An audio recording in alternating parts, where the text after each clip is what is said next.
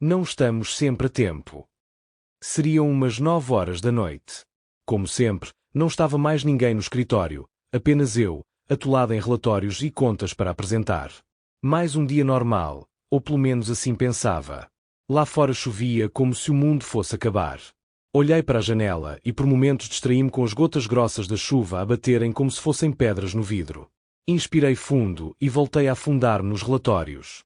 Com 30 anos, tinha subido bem alto na empresa e nos últimos anos não tinha feito mais nada senão viver para o trabalho e ignorar tudo o resto à minha volta, e todos à minha volta. Senti o telemóvel a vibrar no tampo da mesa. Desviei os olhos do relatório que estava a analisar. Mãe! Provavelmente seria para me perguntar se queria passar lá por casa para jantar com ela, mas não tinha tempo para isso.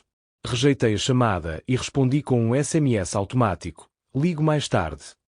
O telemóvel tocou outra vez. Franzi o sobrolho. Não era costume da minha mãe insistir numa chamada. Decidi atender. Estou. André, tens de vir agora. A voz dela estava trêmula. O teu avô está muito mal e quer ver-te. Inconscientemente, dei a resposta mais estúpida que podia ter dado naquela altura. Mãe, agora estou um bocado ocupado. Amanhã sem falta, passo por casa do avô.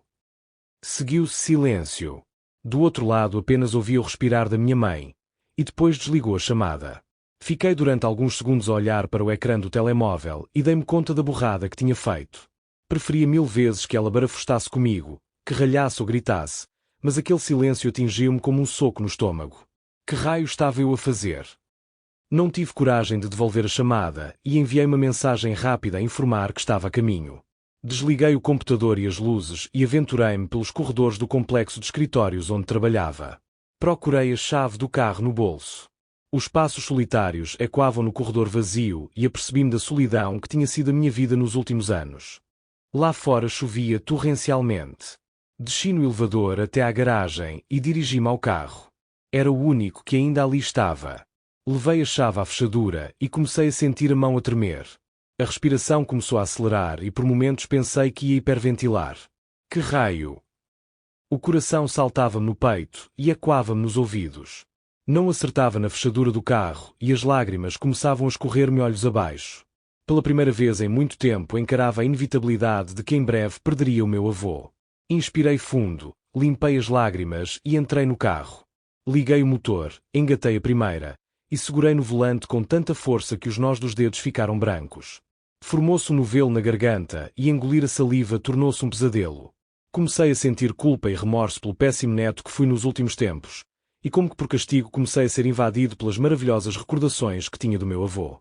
Parei na porta da garagem do prédio para me certificar que ninguém andava na estrada e avancei. Ainda eram uns bons 45 minutos até à casa do meu avô, mas para mim parecia que ia demorar 3 horas. Não tenho muitas lembranças dos meus primeiros anos de vida, mas segundo a minha mãe, passava mais tempo com o meu avô do que com ela. Quando nasci, o meu avô tinha uma idade já avançada e já se tinha reformado, pelo que era a minha babysitter quando os meus pais estavam a trabalhar. Como a minha mãe não tinha irmãos, eu era o único neto que ele tinha e dizia que o maior desgosto que podia ter era morrer sem ter um netinho. Faz por ti o que nunca fez por mim, dizia a minha mãe. O meu avô não tinha sido um pai exemplar, mas como avô, era o melhor. Quando eu estava para nascer, largou os vícios que tinha, e quando a licença da minha mãe terminou estava mais que apto para cuidar de mim. Trocava-me as fraldas. Nunca trocaste uma única fralda à tua filha, dizia a minha avó. Dava-me de comer e cantarolava músicas para me adormecer. Cresci e fui para o jardim infantil. Aí já tenho algumas memórias mais vivas. A maioria das vezes era o meu avô que me ia buscar e me levava para a casa dele, preparava um lanche e passava o tempo em brincadeiras comigo até à hora da minha mãe me ir buscar. Travei a fundo. Ia tão imerso nas recordações que nem me apercebi que o semáforo ia mudar para vermelho. Com a chuva, o carro derrapou, mas felizmente não causei um acidente. No entanto, não me livrei das buzinadelas de um ou outro condutor. Não liguei. O coração saltava-me no peito e só queria estar com o meu avô antes dele partir para sempre. Verde. Avancei com cautela. As intempéries costumavam causar grandes engarrafamentos e isso era o que eu menos queria. A escola primária aproximou-me ainda mais do velhote, como eu lhe chamava. Ficava na escola até mais tarde e o meu avô lá me ia buscar no seu carro já velhinho. Mas que andava, dizia ele. Começamos a ir lanchar ao café, Só eu e ele. Comprava-me tudo o que eu queria, apesar da minha mãe estar sempre a resmungar para ele não me dar refrigerantes.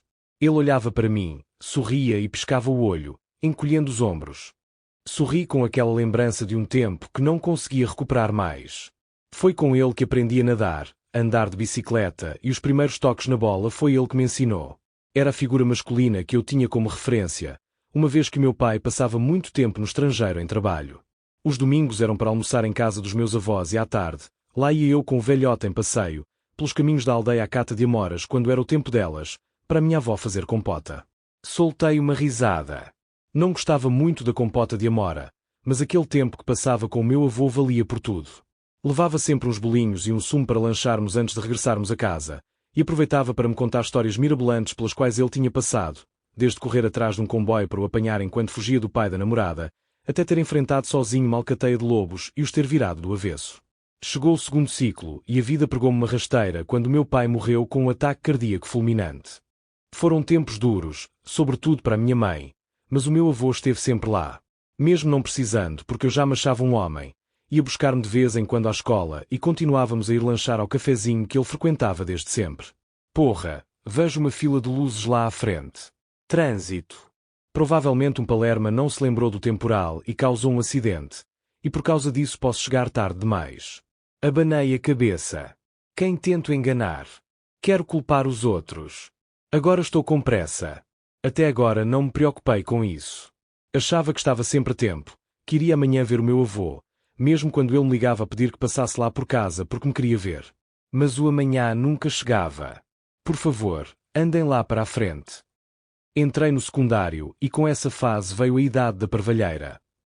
Achava que sabia tudo e que não tinha nada a aprender com os mais velhos. O meu avô ia menos vezes buscar-me.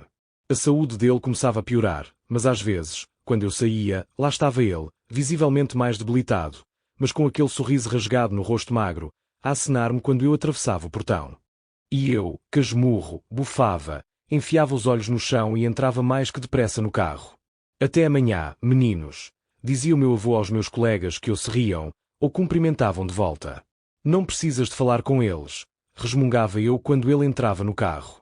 Ele olhava para mim, com os olhos tristes por me estar a perder a cada dia que passava, mas não dizia mais nada e arrancava. Vamos lanchar? Perguntava. Não, quero ir para casa. Preciso de estudar, mentia eu. Burro, gritei no interior do carro, ao lembrar-me dos olhos tristes dele, de cada vez que eu o evitava. Como queria voltar atrás no tempo e mudar essas atitudes estúpidas. Chorei no carro quando me lembrei daquele dia em que saí da escola com uma nuvem em cima da cabeça.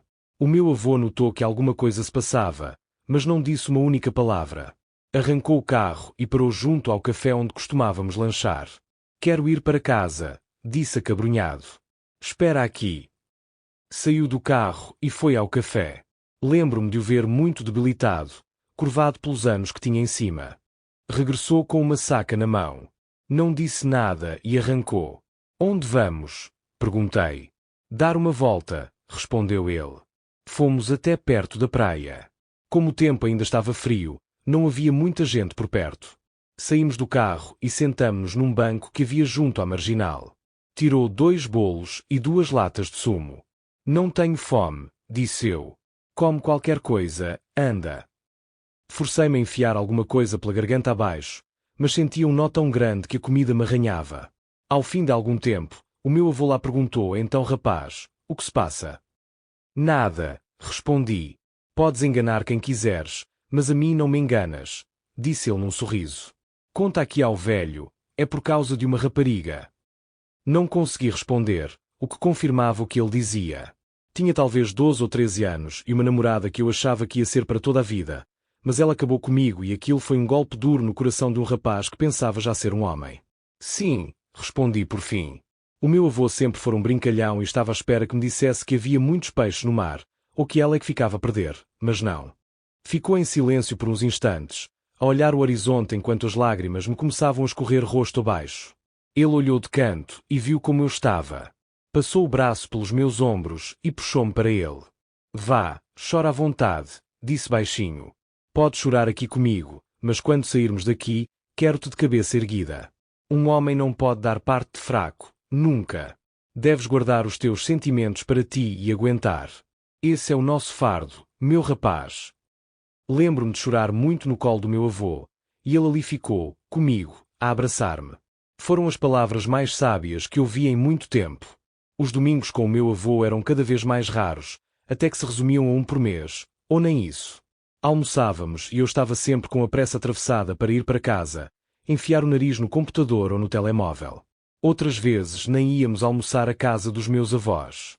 Às vezes, durante a semana, o meu telemóvel tocava.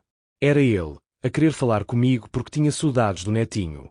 Algumas vezes atendia de má vontade, outras fazia de conta que não ouvia. O teu avô não te ligou? Perguntava minha mãe. Não sei, não ouvi o telemóvel, mentia. Se pudesse, devolvia agora todas as chamadas que tinha perdido, que tinha ignorado. Oh Deus, por favor, fazei com que chegue a tempo de falar uma última vez com o meu avô. Pedia eu, numa tentativa de receber ajuda divina para remediar todas as asneiras que tinha feito. Memórias e mais memórias que pareciam estar escondidas numa gaveta qualquer saltavam agora para o meu consciente e picavam-me como lanças. Tenho tempo de ir lá depois, amanhã passo lá, mas esse tempo nunca chegava. Chegou a faculdade e depois o trabalho.